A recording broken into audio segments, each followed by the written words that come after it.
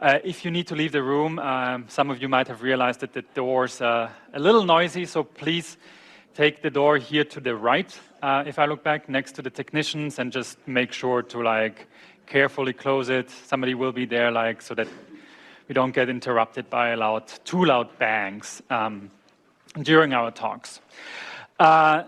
Next up is our next panel discussion.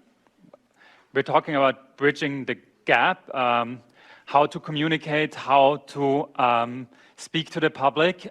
We have representatives from two major Chicago area universities here, University of Chicago and Northwestern. And without further ado, I want to ask my panelists to join me. First up, from the Science and Communications program at the University of Chicago, Peggy Mason. She's professor of neurobiology at the University of Chicago. Welcome.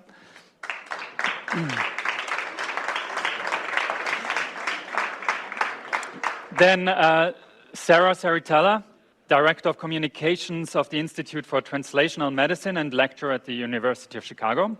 Welcome. Then from Northwestern, Kiki Zisimopoulos, I hope that was kind of correct, Assistant Professor of Instruction, McCormick School of Engineering at Northwestern.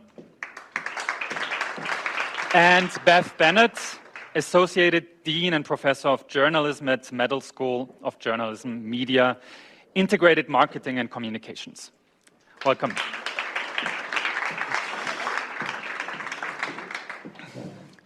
So I'd like to start out with the University of Chicago. If you could go ahead and give a brief introduction of your program, what you're doing, what you're working on. Happy to. Thank you so much. So at the University of Chicago, we have built the first 4-credit science communications program for scientists. So yes, there are programs out there that teach communications, but we focus specifically for scientists, those going into medicine, researchers. And we have built a program that revolves around knowing and engaging your audience so that then you can have the opportunity to inform and inspire people to change the world. We've done that with a robust undergraduate program. We've had wait lists for every course that we've put together under this model, and where people actually our students get real-world experience, both the theory and the practice for writing and applying these skills, which we look forward to diving into in just a moment. But first, we wanted to take you behind the scenes to see a quick little video to show how we work to make our students comfortable, because you can only learn when you are comfortable enough to get outside and at the edge of your comfort zone. Before we play that video, anything else you wanted to add, Peggy? All right, take it away, behind the scenes. Drum roll, dun dun dun.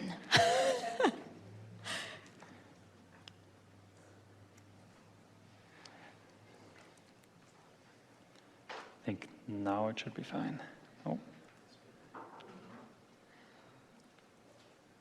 Well, while, of course, technical elements are a natural part of any conference and convention, we'll give them a few minutes for pulling that video up. But as you can see from here, I'll give you a little preface. We do drills. In this course, they're learning how to give a dynamic talk to a public audience, which also applies for research, right? Who here has been into a room where there's been a snooze fest going on? Boring slides, yeah, monotone, yeah, okay. So we help get rid of those things and give them the skills and the storytelling abilities to really bring that into the real world. And one of the drills that has been a favorite among our students is what you'll see in this Dinosaurs Eating Bananas. Dinosaurs are eating bananas. Dinosaurs are eating bananas. Dinosaurs are eating bananas. Dinosaurs are eating bananas.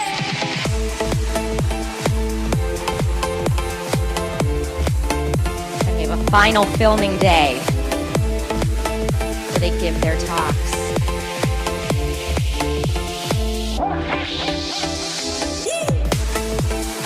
Get out of their shells. Apply the skills that I learned from science communications and learning how to structure a really sticky, attention-grabbing, interesting story, and I got an A on my thesis, and I'm graduating with honors.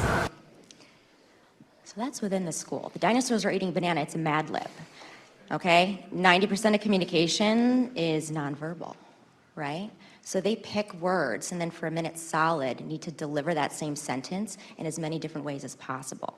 So they learn and have to get uncomfortable with coming up with different combinations and tell a story with a sentence that makes no sense, but to try to communicate that through their vocal delivery and body language to their audience.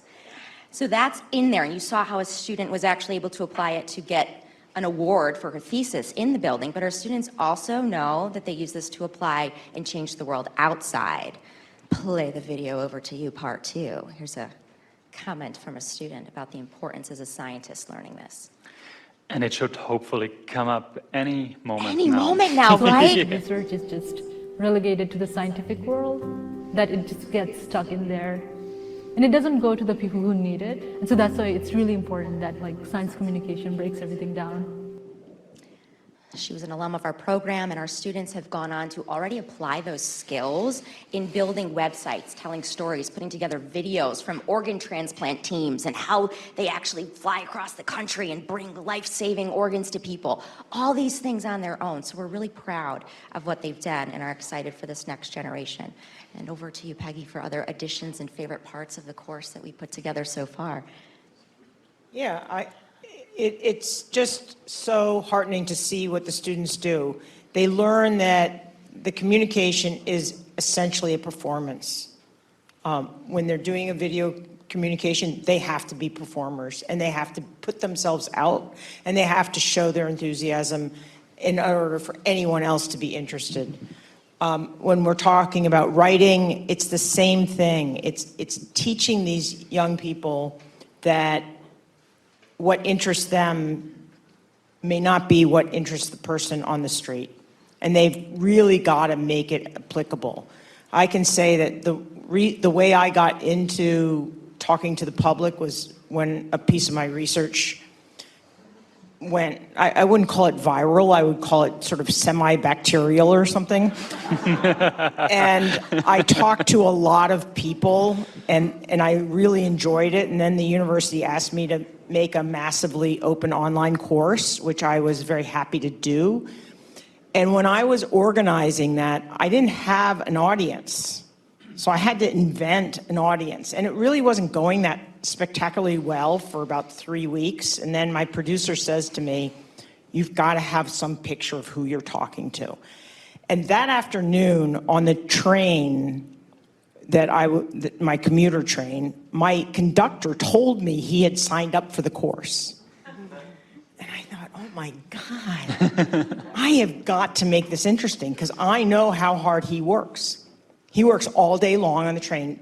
You don't know, the metro is a tough job. It's a really tough job. And at the end of the day, he goes home, he cooks meal. I knew his wife was sick. I knew that he had a lot of things on his mind.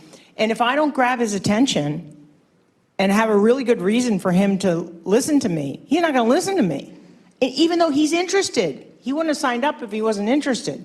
So I have this picture of a person who has worked all day long, has just fed the kids, is doing the dishes, and has an iPad right there, and wants to learn something, but I have to meet them. And that's what we teach these students.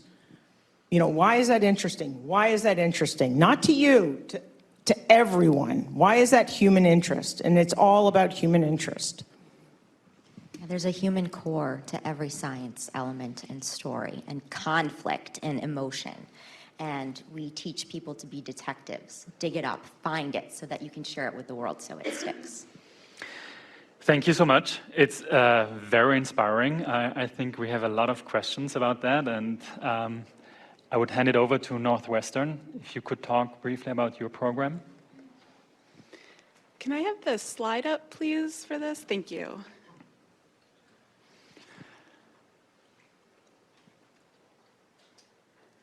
Insert Jeopardy music here. Yes, exactly. Do, do, do, do, do, do. It's going to come up. Okay, great. Perfect. There we go. So I want to just briefly introduce you to the offerings at Northwestern. One thing I do want to highlight is that the courses you just heard about at UChicago are for undergraduates. And then these courses, I just want to point out, are actually for our graduate students. And I have two offerings that I want to briefly discuss. So on your left, you see the Research Communication Training Program. This is we just celebrated our 10th anniversary, so the 10th year of offering this program, and it is an interactive and team-taught in-person course. We also start with improv, and our first instructor actually has a theater background. So he has a theater and improv background, and the purpose of that is just to get the students out of their shells. It is often very terrifying for them, so we want to just break the ice and get them into this sort of, let me try things, they may or may not work. So we start off with that module. Our second module is actually taught by Beth Bennett, who we have here today from the journalism school. And in this module, Beth discusses storytelling, jargon, so we start to get into the content of their talk now that they're all warmed up. And then she also throws them a little bit in the deep end, and the picture you see here is a student from this summer at our studio at Medill, and Beth has them do interviews. So what they might experience, with a journalist, and we film and give them feedback. And so again, a lot of just getting them to actually do things and practice.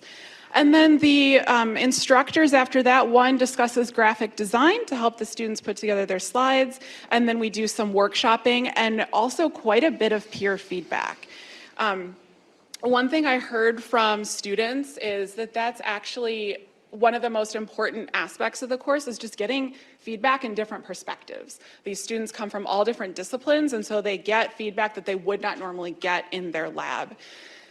So that's the RCTP course, and the QR code will take you to our website where you can see some example videos that our students have completed.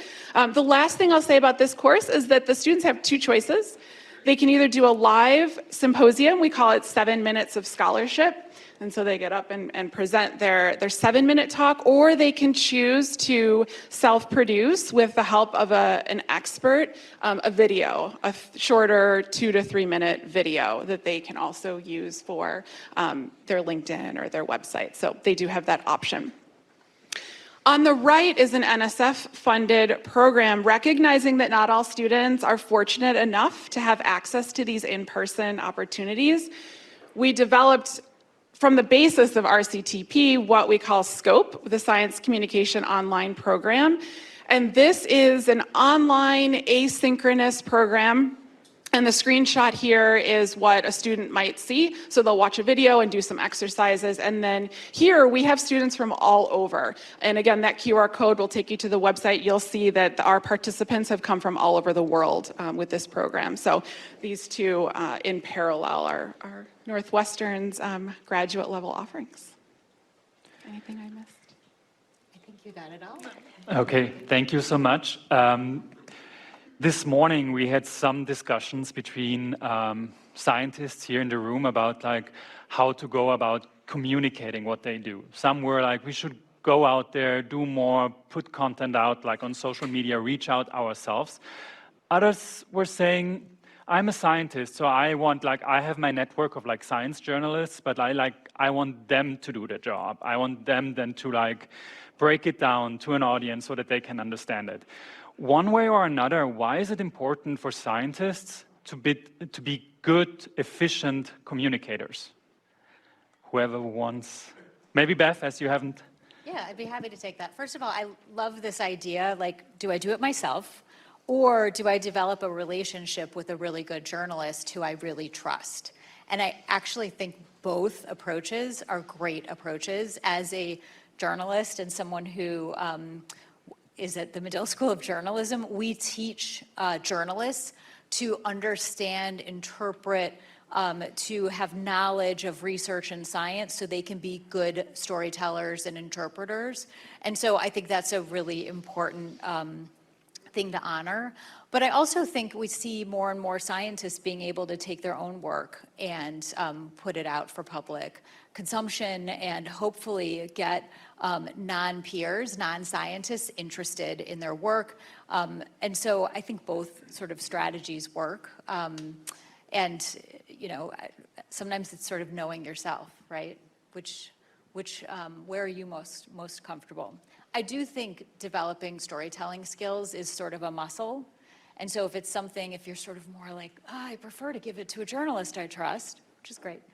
But I do think there are aspects of storytelling and communication that can easily be developed and worked on over time. So I tell students it's sort of like a yoga practice, like you're never done, you're never there, you're always kind of building on it over time incrementally, and maybe you'll be good at one piece of it and maybe another piece not so much, and so you kind of focus there or slowly try to add to your skill set. Completely agree. The two-pronged approach is so important for a few reasons. Number one, those storytelling skills, whether you are talking to a journalist or you are trying to get more funding for your research or get some donors from your university involved, you need to be able to tell your story. You need to get people to care. And being able to have that skill set to quickly get people to think and feel. Science shows, as we know, that when people feel really strong emotion, positive or negative, they're more likely to act. So when you use those elements, it will help your career, whether or not you're going to talk to a journalist. If you are going to talk to a journalist, as a former journalist myself, I'm going to Google you. If I'm putting together a video package, I want to know if you are going to be able to speak clearly on air and in a video. Because if we have a 10-minute conversation and you're using a ton of jargon and I can't pull out that little quote, that soundbite that I need, I'm going to need to try to find somebody else. Because there's a 24-hour news cycle. Everyone is really tight on time. If you can make the reporter's life easy, then you will be their go-to source. And it actually helps you build that relationship with those science journalists. The other cool thing is that now more than ever online, you have access to a free world where you can put up a website, you can have a TikTok or a YouTube channel. There are some people with more followers on their TikTok and YouTube than subscribe or follow to major media outlets. Think about that. The New York Times, CNN.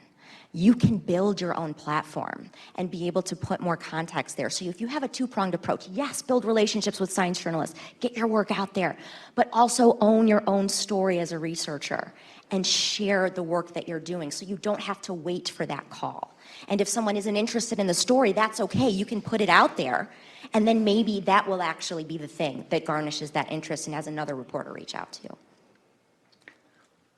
I'll just add one thing, which is I do both, and I actually love talking to journalists. I find in most instances that they're so skilled, they're so good at what they do, and they take me out of my, I can weed out or nerd out like the rest of the scientists. So talking to a journalist, they can take flights of fancy that are a little bit more difficult for me. And so there really is a role for them. The other thing that I would add is, as somebody earlier today said, why should we communicate to the public? Well, the public pays us. We work for them. They're my employer. That is how science works. I don't think this is optional. I think this is absolute. I think it's the only ethical thing to do. So how would you say that your students benefit from those programs? Also, what I think, if as a scientist already while you're in school, you learn how to communicate, maybe the barrier then is lower to go and communicate, because you're not like, okay, I'm a scientist, but I'm not an expert in communication. Would you say that's one of the benefits that comes from your programs? Yeah, for sure. I also, so I can share some things that students have told me about the benefits of the program. One actually came from, so I was previously at the University of Chicago. One of our students raised her hand in the middle of the course and said, I never thought I'd learn so much science in a communication course. It's like, yeah, exactly, right? Our students were talking about all different disciplines, all different areas, and in the process of figuring out how they could best communicate it, they were also teaching their peers. So we very much, or I should say, I very much view communication as a form of teaching. So they also learn science. And then another thing that the students benefit from, I mentioned earlier, are just the different perspectives. Especially at the grad level, you're in your lab and you're surrounded by people who think the same way as you do about your field. And then when you're suddenly asked to explain it to a historian or to someone, from the English department or to a journalist, it it makes them realize, oh, maybe I either don't fully understand this, or I need new terms, I need new words and ways of describing it. So that other perspective they really value. I would also add that I think it helps them explain what they do to their families. Yeah. So some of our students have a hard time explaining their work to the people in their life. And so I think there's benefits beyond sort of public communication. And also, I tend to think it helps students to enjoy story more. So students will say to me, we teach narrative structure, so we teach sort of the structure of how stories happen and how we feel emotion as a story unfolds. And so students will say to me, I can't watch Game of Thrones anymore without picking it apart, or without, like, you know, going to a movie and like really just sitting there and thinking all about the structure. And I think that's great. Like it creates, I think, more sort of joy in storytelling in sort of all aspects of life. I think one thing from this morning is also that there's a broad interest, general interest in science, but that for some reasons, like multiple reasons, neither scientists nor we journalists, to some extent, know how to reach those people, how to connect with them. And I want to circle back to you, Peggy, what you said about your conductor, and that you need to get like that human touch, that human interest. So how do you teach, or which advices do you give your students to, like, number one, know who they want to reach, and like how they want to reach those people? You just have to take yourself out of the I got trained as a scientist and put yourself into the I'm a human being category. So I'll give you an example. I also wrote a textbook, and the textbook is on neurobiology, and there's a lot of textbooks on neurobiology. This is for medical students. And if you look at a textbook on neurobiology, all the others, they'll talk to you about, when they're talking to you about locomotion, they'll talk to you about leeches and how leeches swim. And they might get up to how a cat walks-ish. But really, they're talking about leeches. Well, these medical students have a lot to learn. They do not have time for leeches. And we are not leeches. And there's actually a lot of science about how we walk. So even though the zeitgeist is that I should teach them about leeches, I didn't do that. I just decided I'm going to teach them about walking. And what is walking? Gait plus balance. Okay, that alone tells you a lot. Gait plus balance. And so I think you just have to say, you have to be willing to say, I am a nerd and I love this. This is super, super interesting to me, and it is not important or relevant to this person. I can't make the argument that it needs 5 minutes of their time. So that's what you really need to do. Remember who you are. Talk to your mom, talk to your dad, talk to your brother. My brothers are, okay, if I talk to my mom, she's the most scientific one in my family. But if I talk to my brothers, they could care less. So if I can convince them that something's interesting, then we're good to go. Yeah, talk to the people in your life. Share your passion, also like transfer like that emotion that you have for. I mean, that's the other thing. Content, unfortunately, and this is sort of a sad fact, enthusiasm counts for so much more than content. Anyone who teaches knows that. There's a bad side to that, actually. I was on a science communication panel this morning where somebody brought up the fact that the people who are, for example, anti-vaxxers are extremely charismatic and extremely enthusiastic. So that fact, that enthusiasm counts more than content, is a neutral fact. It can be used for good and it can be used for bad. We need to use it for good. And one of the things we specifically do in class with our frameworks is we ask our students why over and over again. Why should anyone care? Well, it's my science, of course everyone should, but why? Why should that person across the street care? Why should anybody care? And what, to the passion point, gets you so excited that you want to get out of bed every morning and do this? When you're in science, right, you dedicate your life to studying something for the hopes that it moves on and does something to change the world. So why the heck do you care? Why did you get into it? And when you start to feel that energy is contagious. And we've had some pretty interesting answers from our students with that, and we keep going back. Okay, why? You got to push, really get people to dig into that core. Communicating science in general can be quite challenging because you are talking about very complex matters. And I would say in the last couple of years, there was an added challenge, which we have seen during the COVID pandemic, that we kind of live in a post-factual world where some parts of the population cannot agree with the other part that the sky is blue. I mean, I'm exaggerating, but like you talked about vaccines, we talked about like COVID, that people say COVID, it's a hoax, it's nothing. So how can we, or how do you teach your students to address those people who, to some degree, might be lost to us, to facts, to science? Difficult question, I know. That's a good question, though. But it's a very difficult question. I don't know that we talk specifically about disinformation unless it happens in other areas. I do think we talk about sort of having a sense of authority, and students struggle with this because being enthusiastic and being performative sometimes doesn't feel like you're also presenting a sense of authority.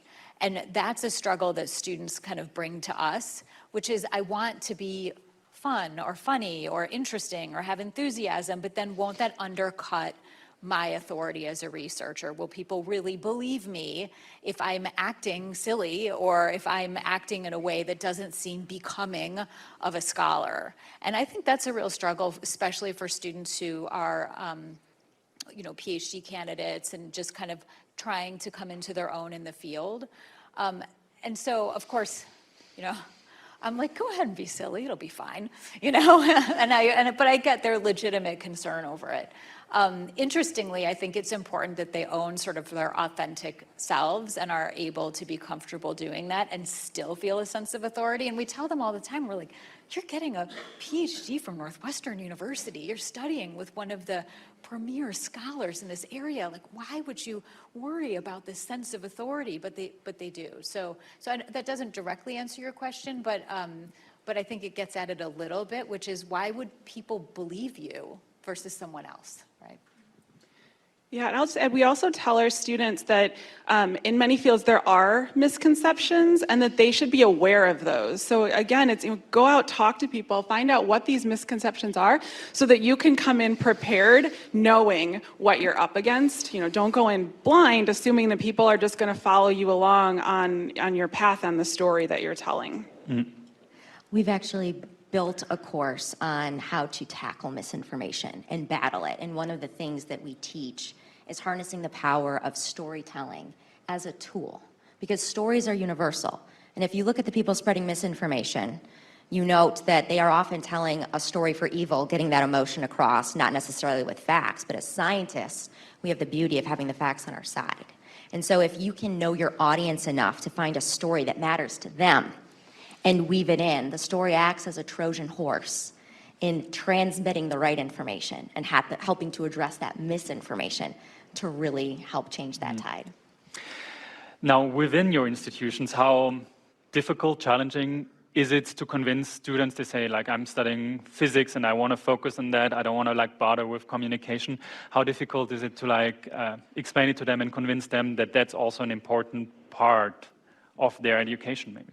Not difficult. No. So we have a waiting list, and what's funny is that our students, they'll be working on their projects, and their roommates will say, "Oh God, I wish we had this for social sciences or for humanities," because in reality, what we teach them, we're applying it to science. It doesn't have to be applied to science. It's how you talk to people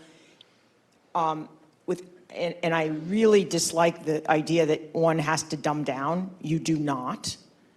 100% I take exception to that. What you need to do is to be you have to know your stuff enough to say it simply and clearly and truth. So I go for clear, accessible, and true. I try to tell no lies. That's difficult. But if you tell no lies, then what's simple and clear is actually also interesting to people who know a little bit more. It's both accessible and it takes the people who know something a little bit farther. Your students are of course on the younger side. Is there also like maybe with like older peers a certain misconception, like I'm exaggerating now, but saying like, I don't want to dance my research on TikTok. Like, is that something that you have to like deal with sometimes? Great question. And you do not have to dance your research on TikTok.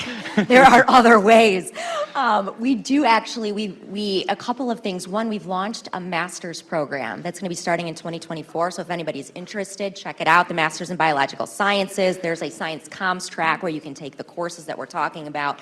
But within that, undergrads, grad students, they really see the value here. We have junior faculty who we provide training for through at the Institute for Translational Medicine on how to talk on camera. Senior faculty have taken a little bit more time to come around.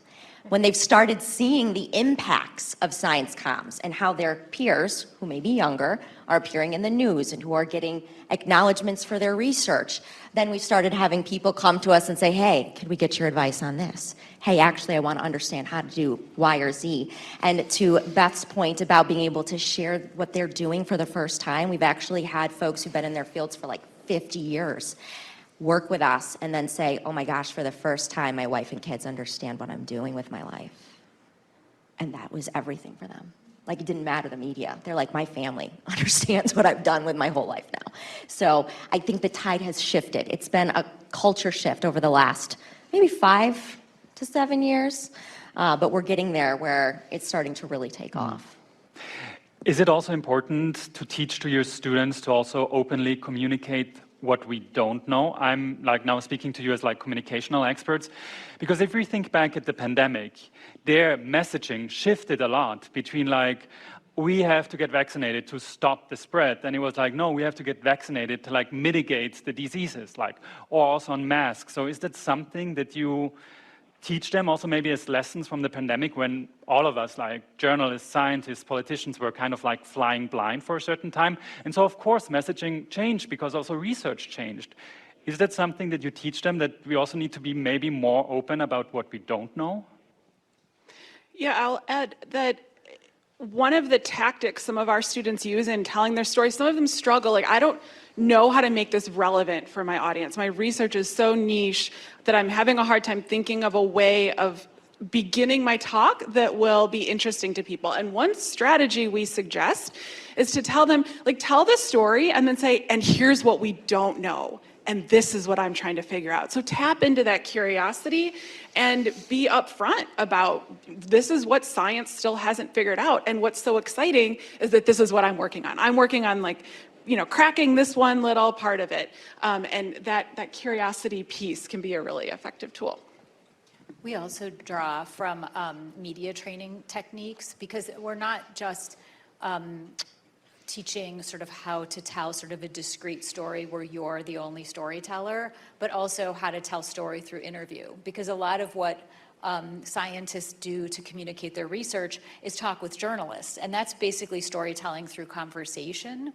And so part of what we teach are tactics that are often used in media training, and we even look at combative interview situations where, not that this would happen to anybody here, but where a journalist is really, really questioning someone in an uncomfortable way. And we sort of practice how to say, you know, that's not my area of research, that's outside of the scope of my research, but here's what I can tell you, or here's where my research is. And I tell students that they're sort of like, it's totally fine to say, I don't know, or that's outside of the scope of my research, unless you should know, because sometimes you probably should know the answer and you don't.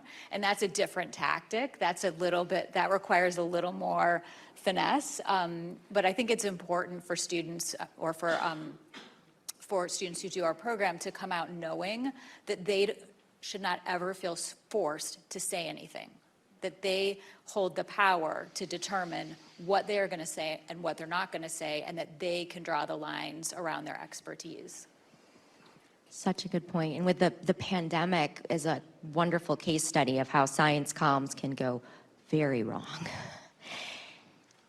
I do not think that a well enough job was done to educate the public on the fact that science is always changing.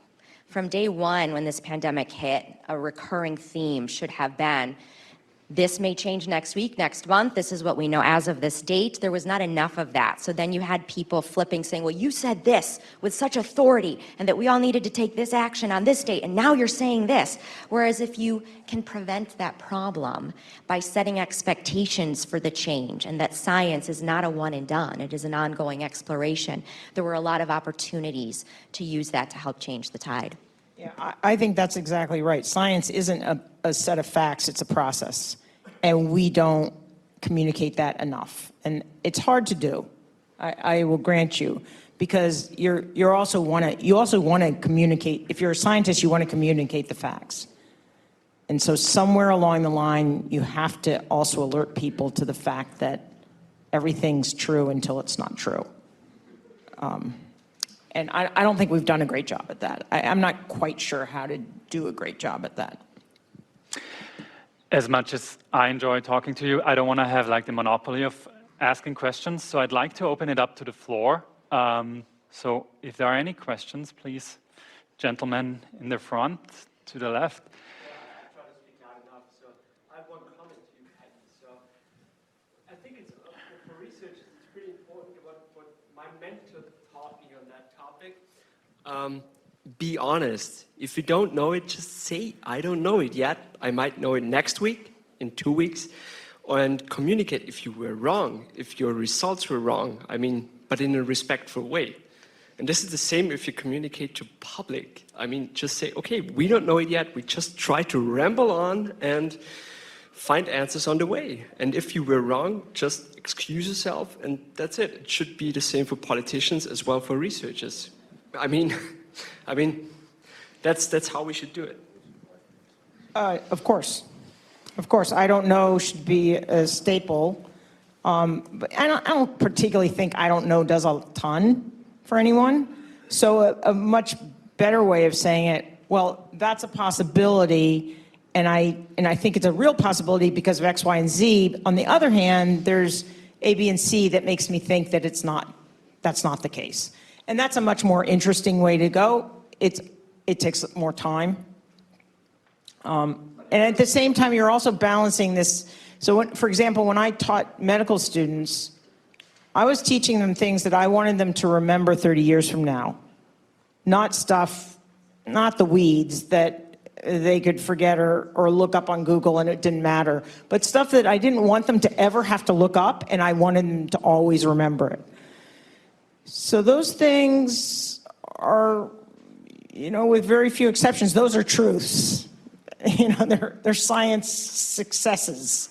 And so to put in time to tell them the unsureness is I haven't figured that out completely. I take your point. I don't think it's that easy to do.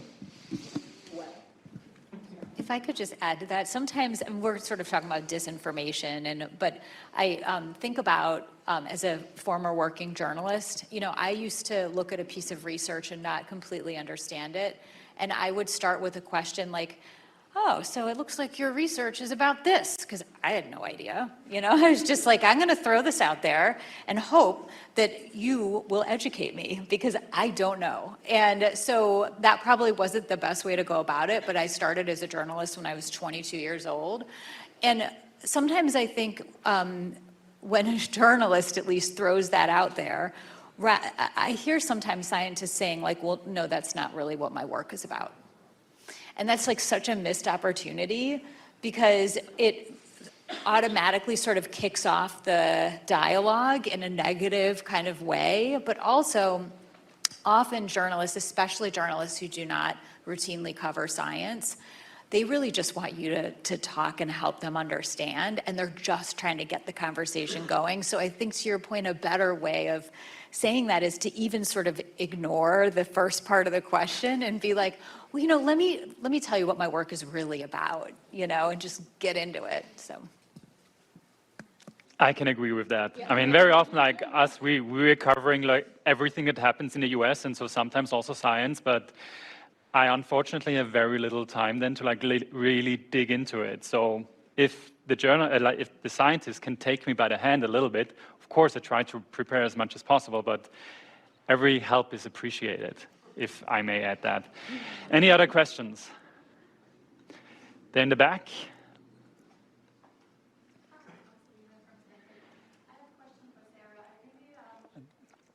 Like the idea of using storytelling in order to mitigate disinformation. And I think this is something that a lot of scientists in the room during the pandemic have probably encountered a lot. Hey, so, you're like a scientist, tell me about these vaccinations and, all of these things.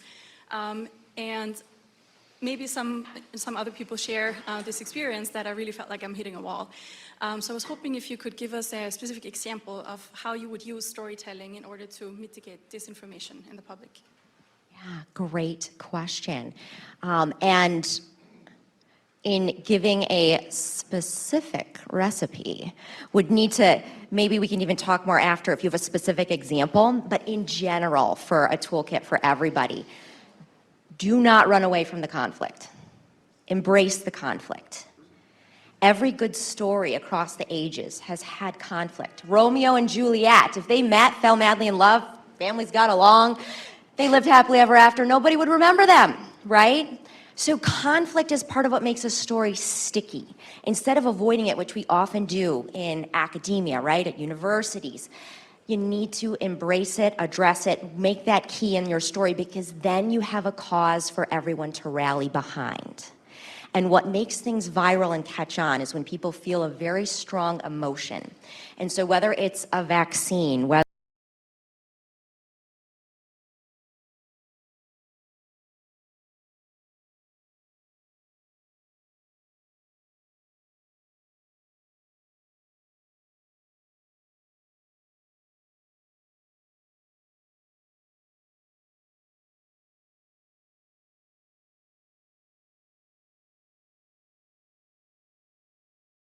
it's that, 5G's frying our brain, whether it's anything, you can bring and boil that one core conflict into a story where there is a human face and name, or whether it is your own conflict and struggle and trying to address something.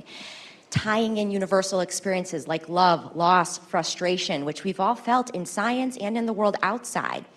Having those universal experiences is core to fighting misinformation. One of the other many hats I wear, I'm a licensed private detective, and our family firm helps get innocent people out of prison. You have to be able to connect with people from any background, the roughest cities of, Chicago to boardrooms and corporate and, celebrities. And there are universal elements of being a human that are core. And when we're fighting misinformation, we have to take our ego out of it, and some of those emotions that might lead to knee jerks of how could you even think that? Empathy is number one.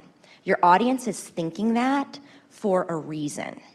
And being able to look into who that is and why will allow you to craft a specific story and narrative to address it so that you are coming together under a shared win-win instead of this combative where you're shoving people into a corner and it then is a lose-lose. And so I'd be happy to talk about specific examples because the story's gonna be different for every single one. But in general, those are some things that you can use. Yeah. If I may, one example that we've seen a lot on social media or in the media as well is fact-checking. Is that a good tool, or is there also the danger that it's too much top-down, I'm the teacher and I'm saying, no, you're wrong about all of that? Great question. If you're going on a fact-checking angle, a cool way to connect with your audience is to go on the journey with them. Ooh, I heard this. Is it true? Maybe this wasn't, not sure. And talk about the emotions as if you are that little detective going into it with them. Oh, I was surprised to find this. Here's the sourcing here. But it can't just be according to this source, X, Y, and Z. People's eyes glaze over, and then there's no human connection. Okay. One of the tools that we work with our students on in the improv session, our instructor uses yes and a lot. And it's to get the students into this space of trying to find common ground. And so, he'll have these various activities where they just have to build on what the person before them did. And so they have to find how can I connect? How can I add to that rather than that was stupid? Why are you acting like you're shoveling? Why would you do that? They have to roll with it and just find that common ground. And I think that's one way some of these practicing these skills and getting out of that headspace of know that's wrong can also be really helpful. And if you look at, MIT has done really cool research where they found that tweets, you're on Twitter, retweeting for false information is 70% more likely than true information. That's terrifying, right? And false information spreading faster. If you have true information, it takes 6 times as long to reach the same 1,000 people. Why? Because there are people using storytelling without the facts who are spreading it, which is why we're all here today and helping spread the word and make these tools accessible, because you have to fight it.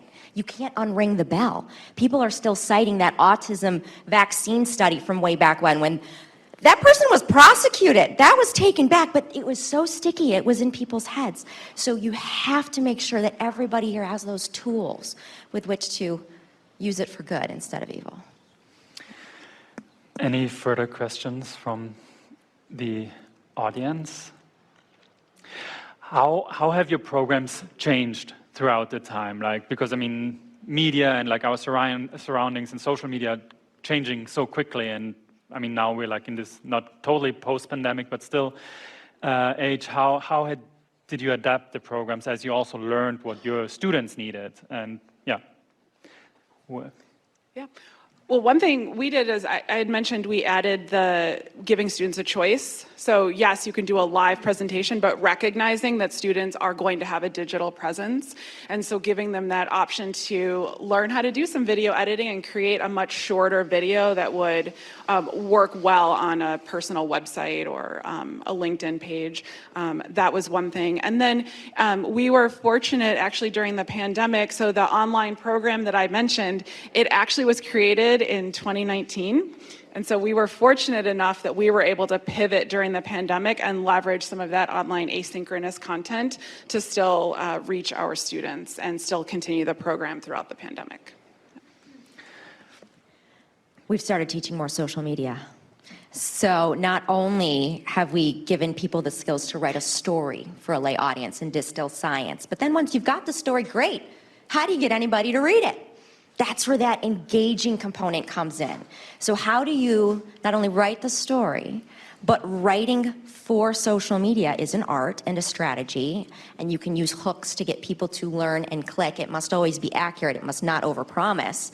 But there are ways that you cannot be boring, and you can tap into those emotional components. And we've had students express an interest for more of that because of everyone being locked down during the pandemic for a while. You can't share things in traditional ways. Everything went digital and on social. Yes, Mr. Fassmann?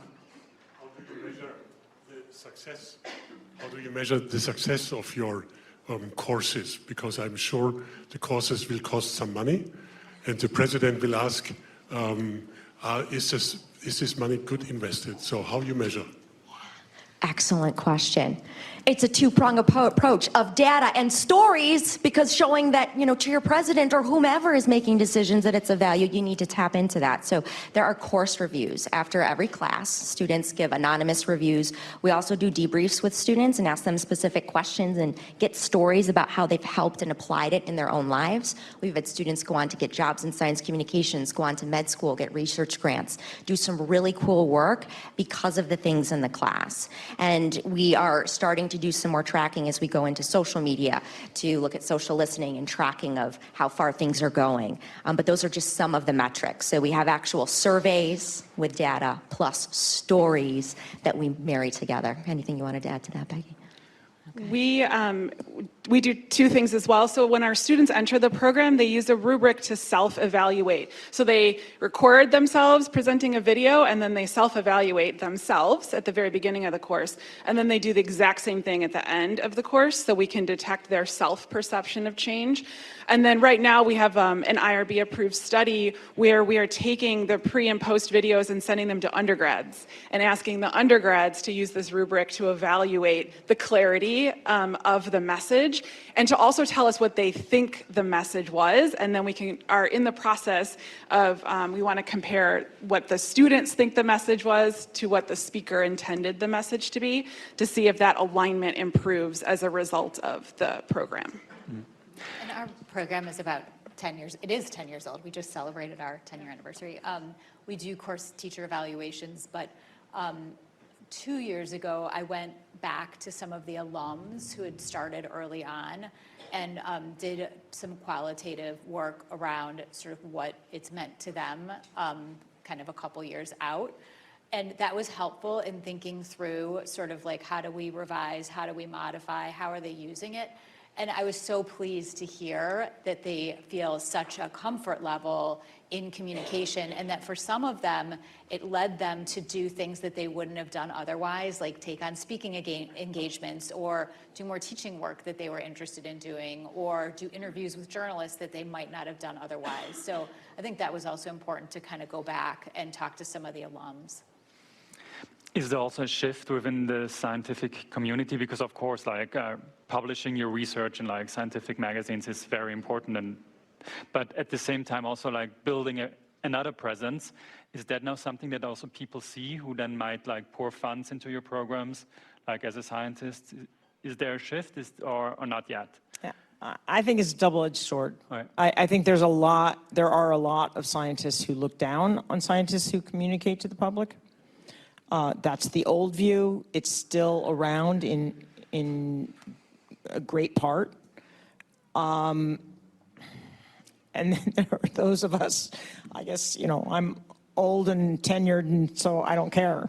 Mm-hmm. So I like doing it. And there are a bunch of people that like doing it, but I don't think that it's not the mode amongst biology-minded scientists anyway. You know, I think there are some fields where it's a little bit more the mode. Psychology happens to be one where they very much, you know, a lot of them engage with the public. And the other field, and it's sort of predictable, is astrophysics, because they need the public. And so they do engage with the public because the public is funding their telescopes. But biologists, I would say most people, the reaction to me was, oh, Peggy, you're going to have to dumb down your science. You're going to dumb down neuroscience. How could you do that? And in the publishing world, it is interesting because there's an altmetric score now that folks may be familiar with if you've done research over here too, where it tracks not just your research publication, but the reach of it. So yes, you could have citations, but it's also where is it getting play in the media? Where is it getting online and in blogs? And people are looking to that as a metric for your success as a scientist and a researcher. That didn't used to be around like 20 years ago. So there is this shift where, yes, there's the old guard where some people are like, not so sure about SciComms. But then there are these institutions and platforms being built that actually use it as a measure of career success. I'm not sure if anyone works at a university that uses Interfolio, which measures sort of faculty activity reporting, but it also draws those sorts of citations and looks at that type of communication, which is interesting for some of the students who come through our program who do plan to have a career in the academy. So one more reason for them to be great communicators. Yeah. One last thing also is, we talked about that earlier this morning, is also that the trust issue is also a question of like relatability, like that you see people who look like yourself, who are talking about the issues. And I mean, I'm growing up to be one, but it's mostly old white men that, like, if you watch panel discussions or like TV shows, like they are very often the first ones to jump, like even when we call universities, like the first ones who would say yes are elderly white men. I don't know, they like are more confident. So with your programs, you have like students from like all backgrounds. So do you think that by that you can also change it, that like we can see more, I don't know, Latinas, more like black women, more like a bigger diversity of scientists that are communicating in the public? Yes, and there's nothing wrong with an old white guy who is like, fabulous at communicating science. So what's our gumball guy? What the hell was his name? Oh my God. No. Anyway, I can't think of his name right now. I didn't want to stigmatize him because I'm going to be one. So. But I don't just mean that. in that way. But I also am very actually interested in people with differences, so commonly called disabilities. And if you look at the disability world, there is no one like you up there. There's gonna be no one like you. Most disabilities, most rare conditions are rare. They're really, really rare. There's no one else like you. So this trope that we have to see people that are like us, no. I mean, I just don't, I'm not a supporter of that. I think that we need to treat every single person for what they have to offer, and no matter how they look or where they come from. And so, yes, there are some access issues that we need to address for people that have been marginalized for reasons that are true for the whole group. And there are ways that we have to increase access for people who are marginalized because of singular reasons. And then other people who are just really, really good at what they do, no matter what they look like, they should be up there. Competence first.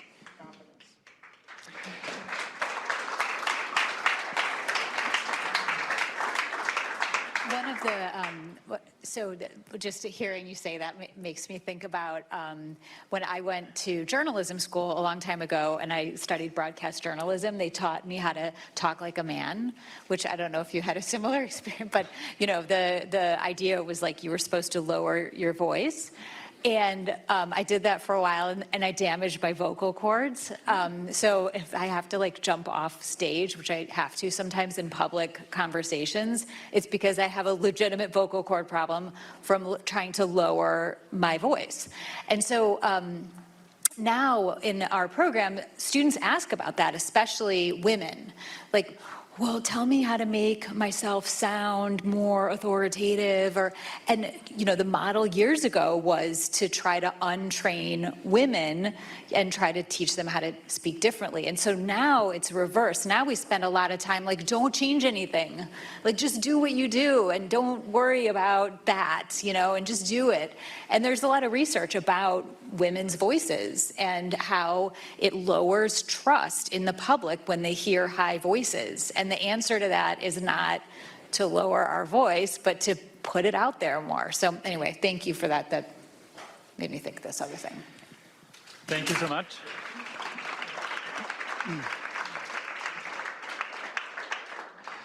I think we heard 4 great voices, and I'm going to end it on that. So thank you so much for being here. Thank you so much for talking to us.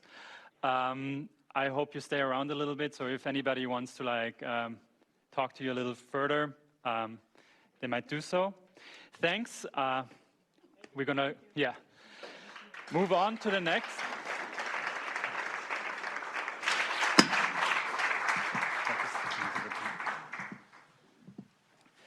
So now it's awards time, awards season. That's what they call it in Hollywood. It also